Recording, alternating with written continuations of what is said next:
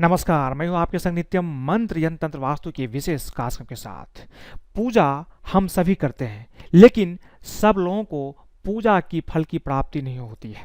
कुछ लोग पूजा करते हैं, उनकी जो इच्छा होती है पूर्ण हो जाती है, लेकिन कुछ लोग पूजा करते हैं, बहुत अच्छे से करने की कोशिश करते हैं, फिर भी उनकी मनोकामना पूर्ण नहीं होती है, क्योंकि पूजा में कहीं न कहीं आपसे कोई गलती हो जाती है, जिसकी वजह से पूजा का पूर्ण फल आपको प्राप्त नहीं होता है। पूजा के कुछ नियम होते हैं, जिस नियम को पूजा करते समय आपको अवश्य ही ध्यान रखना चाहिए। तो बने रहिए हमारे साथ, हम आपको बताएंगे ये नियम जो पूजा करते समय याद अवश्य रखना चाहिए।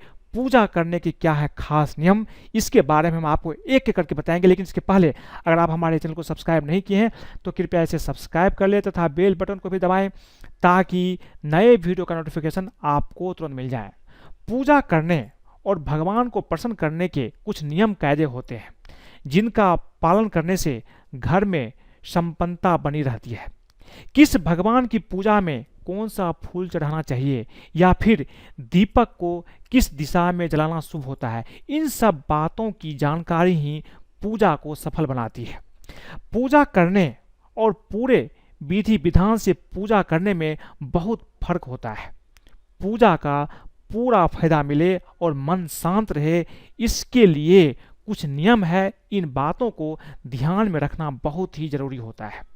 किस दिन तुलसी के पत्ते नहीं तोड़ने चाहिए, या रविवार को किस पेड़ पौधे को जल नहीं देना चाहिए, जैसी धार्मिक मान्यता वाली बातों का पता होना और ध्यान रखना बहुत ही जरूरी है।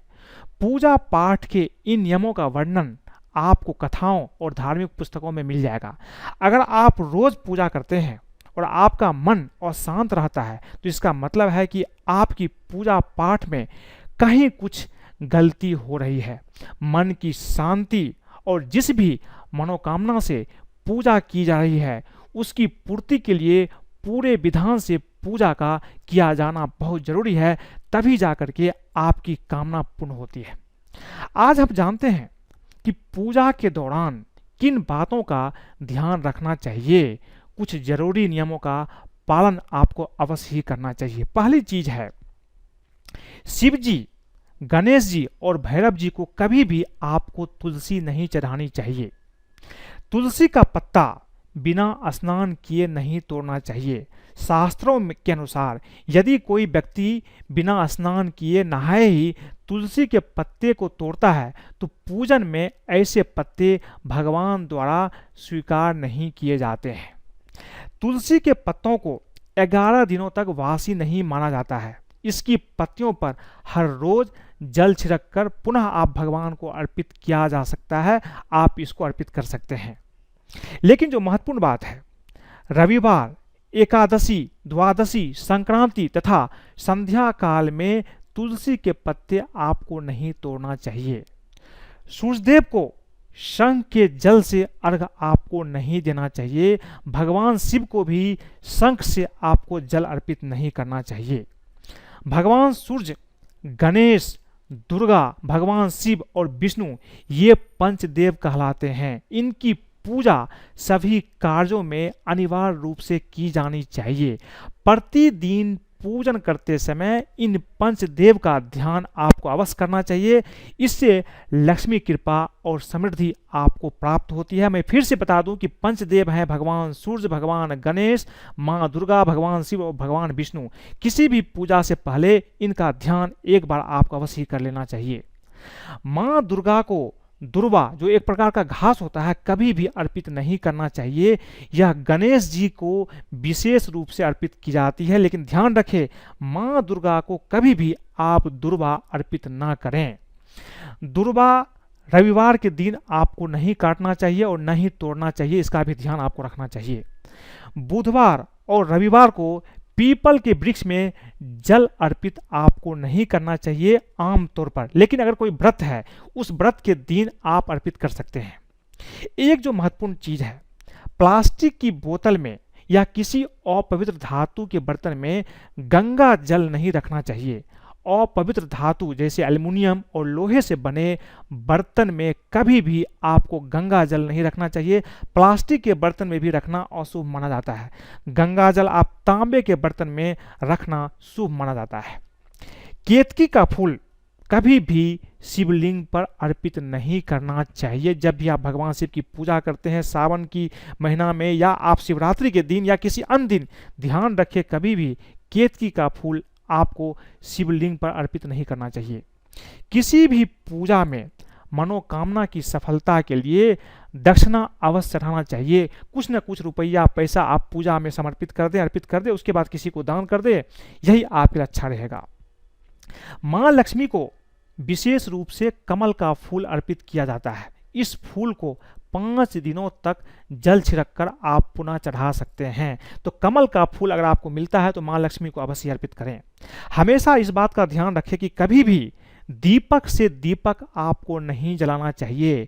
शास्त्रों के अनुसार जो व्यक्ति दीपक से दीपक जलाते हैं वे रोगी होते हैं, उसके घर में कभी भी सुख समृद्धि नहीं होती है। बहुत लोग ये गलती करते हैं कि पूजा के दौरान दीपक से दीपक जला लेते हैं, ये गलती आप बिल्कुल ना करें। घर के मंदिर में सुबह एवं शाम को दीपक अवश्य लगाना चाहिए। एक दीपक घी का और एक दीपक तेल का जलाना चाहिए। ये काफ़ी महत्वपूर्ण है। अगर आपके घर में मंदिर है तो ये चीज़ आपको अवश्य ही करना चाहिए। बेलपत्र 10 रात्रि तक जल छिड़क कर महादेव को अर्पित किया जा सकता है, इसका भी आप ध्यान रखें। बेलपत्र 10 दिनों तक वासी नहीं होता है। स्त्रियों को शंख कभी भी नहीं बजाना चाहिए। यदि स्त्रियां शंख बजाती है तो लक्ष्मी उस स्थान से चली जाती है, इसका आपको ध्यान रखना चाहिए। कभी भी स्त्रियों को शंख भूल कर भी नहीं बजाना चाहिए। पूजा हमेशा पूर्व या उत्तर की ओर मुंह करके ही करनी चाहिए। आपको पूजा जमीन पर ऊनी आसन पर बैठकर ही करनी चाहिए। कभी भी आप जमीन पर बैठ करके पूजा ना करें।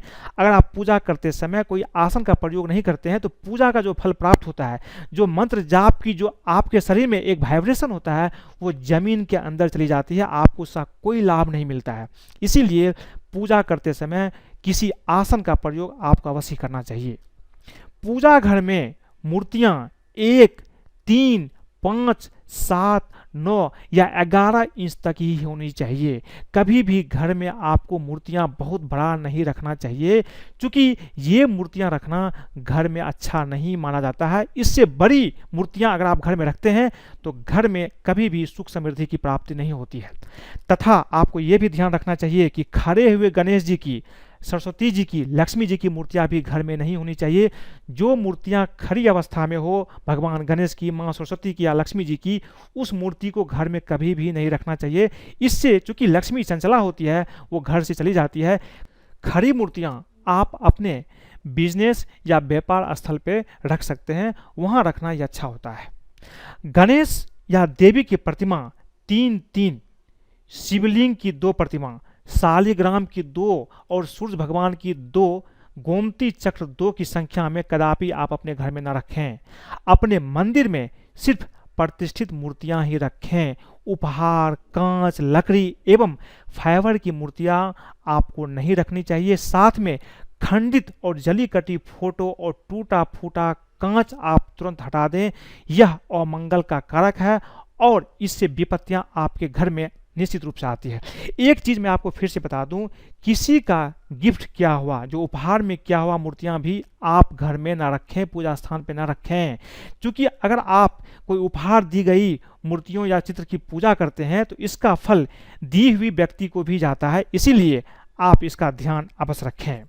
इसके साथ साथ मंदिर के ऊपर भगवान के वस्त्र, पुस्तकें एवं आभूषण आदि भी कभी नहीं रखना चाहिए। मंदिर में पर्दा लगाना अति आवश्यक है। अपने पूज्य माता पिता तथा पितरों का फोटो मंदिर में कदापि न रखें। उन्हें घर के नेतृत्व कोण में ही आपको स्थापित करना चाहिए। आपको बहुत जरूरी है, कभी भी अपने पूर्वज का फोटो अपने घर के मंदिर में न लगाएं, अन्यथा आपके घर में विपत्ति निश्चित रूप से आ जाती है। परिक्रमा करने में भी बहुत लोग गलती करते हैं, लेकिन आपको ध्यान रखना है जब भी आप भगवान विष्णु की परिक्रमा करते हैं तो उनकी 4 परिक्रमा करना चाहिए, भगवान गणेश की 3 परिक्रमा करना चाहिए, भगवान सूर्य की 7, माँ दुर्गा की 1 एवं भगवान शिव की आधी परिक्रमा ही की जाती है। जब भी आप शिवलिंग की परिक्रमा करें तो आप देखिए कि शिवलिंग की जो बेदी होती है जिससे जल निकलता है उसको कभी भी आपको परिक्रमा करते हुए लांघना नहीं चाहिए, इसका आपको ध्यान रखना है। घर में मकड़ी के जाले एवं दीपक से घर को सर्वदा बचाएं, अन्यथा घर में भयंकर हानि हो सकता है। अगर आपके घर में मकड़ी के जाले हैं, दीमक है, इन चीज़ों को तुरंत हटा दें, नहीं तो घर में विपत्ति आने से कोई नहीं रोक सकता। घर में झाड़ू कभी भी खड़ा करके आपको नहीं रखना चाहिए, क्योंकि झाड़ू को माँ लक्ष्मी का स्वरूप माना जाता है और जब लक्ष्मी खड़ी हो जाती है तो उसकी जाने की संभावना बढ़ जाती है। इसलिए झाड़ू को लांघना, खड़ा करके रखना, पांव से कुचलना भी दरिद्रता को निमंत्रण देता है। 2 झाड़ू को भी एक स्थान में न रखें, इससे शत्रु बढ़ते हैं, इसका भी आपको ध्यान रखना चाहिए, यह भी बहुत ही महत्वपूर्ण है। घर में किसी परिस्थिति में जूठे बर्तन आपको नहीं रखना चाहिए, खास करके आपका जो रसोई घर है उसमें कभी भी जूठे बर्तन न रखें, क्योंकि शास्त्र कहते हैं कि रात में लक्ष्मी जी घर का निरीक्षण करती है। यदि जूठे बर्तन रखने ही हैं तो किसी बड़े बर्तन में उन बर्तनों को रखकर उसमें पानी भर दे और ऊपर से ढक दे तो दोष निवारण हो सकता है, लेकिन ध्यान रखें आप जूठे बर्तन न रखें, वही आपके लिए अच्छा होगा। घर में नित्य गोमूत्र युक्त जल से पोछा लगाने से घर में जो भी वास्तु दोष है वो सारे वास्तु दोष भी खत्म हो जाते हैं और जो भी बुरी आत्मा आपके ऊपर हावी होती है वो भी सदा के लिए आपके घर से चली जाती है।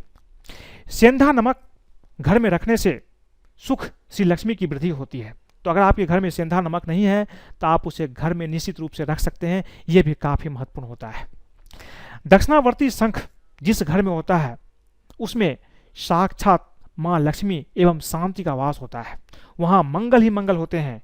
पूजा स्थान पर आपको 2 शंख नहीं होने चाहिए। अगर आपके घर में शंख है तो आप ध्यान रखें कभी भी पूजा घर में 2 शंख आपको नहीं रखना चाहिए। घर में पूजा पाठ एवं मांगलिक पर्व में सिर पर टोपी एवं पगड़ी पहननी चाहिए। रुमाल विशेष करके सफ़ेद रुमाल शुभ नहीं माना जाता है, इसीलिए इससे आपको बचकर रहना चाहिए। कोई भी आप ऊपर जो रंगीन चीज़ है आप अपने सर पे रख करके ही अगर आप पूजा पाठ करते हैं तो ही आपके लिए अच्छा होता है। जब भी आप दीपक जलाते हैं तो आपको एक चीज़ का ध्यान अवश्य रखना चाहिए, घी का दीपक हमेशा देवी देवता के दाईं तरफ और तेल का दीपक बाईं तरफ रखना चाहिए। जल पात्र, घंटा, धूपदानी जैसी चीज़ें हमेशा देवी देवता के बाईं तरफ ही रखनी चाहिए। दीपक जलाकर हमेशा आपको हाथ धोकर ही पूजा करना चाहिए, ये बहुत ही महत्वपूर्ण है। जब भी आप दीपक जलाते हैं तो सबसे पहले आप हाथ धो लीजिए, उसके बाद पूजा की शुरुआत करें। बेलपत्र हमेशा उल्टे करके चढ़ाने चाहिए शिवलिंग पर। जब भी आप बेलपत्र शिवलिंग पर अर्पित करते हैं तो आप देखिए कि बेलपत्र का जो चिकना भाग है, चिकने भाग को आप बेल शिवलिंग पर अर्पित करें। हनुमान जी की पूजा करने से पहले सबसे पहले आपको राम का नाम अवश्य लेना चाहिए, क्योंकि हनुमान जी बिना राम के प्रसन्न नहीं होते हैं। इसलिए जब भी आप हनुमान जी की पूजा करते हैं, मंत्र जाप करते हैं, तो कम से कम आपको राम राम राम 3 बार बोल देना चाहिए। उसके बाद ही हनुमान जी की पूजा का प्रारंभ आपको करना चाहिए, तभी आपको हनुमान जी की पूजा से लाभ मिलता है। भगवान को स्नान कराने के बाद चंदन टीका करते हैं। इस दौरान ध्यान रहे कि देवी देवताओं को हमेशा अनामिका उंगली यानी तीसरी उंगली से ही आपको तिलक या सिंदूर लगाने चाहिए, इसका भी आपको ध्यान रखना है। मंदिर और देवी देवताओं की मूर्ति के सामने कभी भी पीठ दिखाकर आपको नहीं बैठना चाहिए। काफ़ी लोग ये नहीं जानते हैं, जब भी वो बैठते हैं कभी कभी अपना पीठ मंदिर या देवी देवता की तरफ दिखा करके बैठ जाते हैं, ऐसा आपको नहीं करना है। आमतौर पर जो फूल होते हैं उसको हाथ में रखकर हाथों से भगवान को अर्पित नहीं किया जाता है, ऐसा नहीं करना चाहिए। फूल चढ़ाने के लिए फूलों को किसी पवित्र पात्र में रखना चाहिए और इस पात्र में से लेकर देवी देवताओं को अर्पित करना चाहिए, इसका भी ध्यान रखना है। पूजा के दौरान जलाए गए धूप दीप को कभी भी खुद से नहीं बुझाना चाहिए, इसको आप जलते रहने दें, अपने से बुझने दें, आप जानबूझकर इसे ना बुझाएं, इससे पाप लगता है। कई बार जब हम मंत्र की जाप करते हैं तो जाप की एक माला होती है, उसी माला से हम जाप करते हैं। तो माला से जब आप जाप शुरू करते हैं तो शुरू करने से पहले भी आपको माला को अपने आँखों और माथे पर अवश्य लगाएं, और जाप के खत्म होने के बाद भी जिस माला से आप मंत्र जाप करते हैं उस माला को अपने आँख और माथे से अवश्य लगाएं। एक चीज़ का ध्यान रखें, शालिग्राम जो भगवान विष्णु की विग्रह है उस पर कभी भी आपको अक्षत नहीं चढ़ाना चाहिए। घर का मंदिर या पूजा का स्थान हमेशा ईशान कोण यानी उत्तर पूर्व की दिशा में होना चाहिए। यही सबसे सर्वोत्तम दिशा है पूजा स्थान के लिए। यह दिशा भगवान के मंदिर के लिए सबसे शुभ माना जाता है। कोशिश करें इसी दिशा में आपके घर का मंदिर होना चाहिए। देवी देवताओं की मूर्ति को अगर आप स्थापित करने जा रहे हैं तो उन मूर्तियों को कभी भी जमीन पर ना रखें, ऐसा करना अशुभ माना जाता है। भगवान के सामने दीपक रखें तो उसे सीधे जमीन पर आपको नहीं रखना चाहिए, ऐसा करने से दीपक का अपमान होता है। दीपक को हमेशा किसी लकड़ी की बेदी या चावल की ढेरी पर आप रखें, थोड़ा सा चावल ले लीजिए उसके ऊपर रखिए, तभी दीपक जलाने का फायदा आपको मिलता है, अन्यथा आपको इसका कोई भी फल प्राप्त नहीं होता है। तो ये कुछ पूजा के नियम है जिसे आपको अवश्य ही जानना चाहिए, और इस नियम को जानते हुए अगर आप पूजा करते हैं, कोई भी पूजा करते हैं, तो निश्चित रूप से भगवान आपके ऊपर प्रसन्न होते हैं और आपकी हर कामना इच्छा निश्चित रूप से पूर्ण होती है। अगर आपको ये वीडियो पसंद आए तो कृपया इसे लाइक करें, सब्सक्राइब करें, फेसबुक पर फॉलो करें तथा अपने दोस्तों सगे संबंधियों के साथ भी शेयर करें, ताकि वो भी पूजा के नियम को जानकर अगर पूजा करते हैं तो उसके जीवन में भी सुख समृद्धि संपन्नता आती है। आज के लिए बस इतना ही, धन्यवाद।